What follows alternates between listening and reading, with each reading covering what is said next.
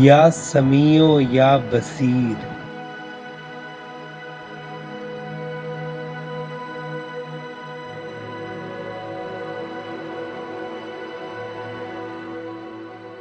ہجوم غم سے جس دم آدمی گھبرا سا جاتا ہے،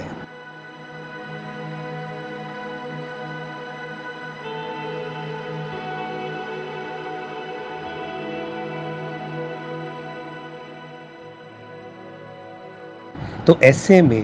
اسے آواز پہ قابو نہیں رہتا،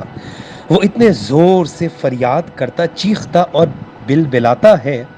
کہ جیسے وہ زمیں پر اور خدا ہو آسمانوں میں۔ مگر ایسا بھی ہوتا ہے کہ اس کی چیخ کی آواز کے رکنے سے پہلے ہی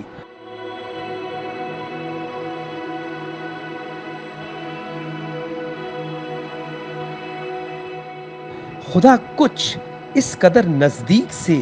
اور اس قدر رحمت بھری مسکان سے اس کو تھپکتا اور اس کی بات سنتا ہے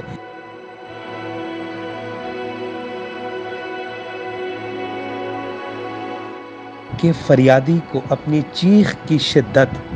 صدا کی بے یقینی پر ندامت ہونے لگتی ہے، صدا کی بے یقینی پر ندامت ہونے لگتی ہے۔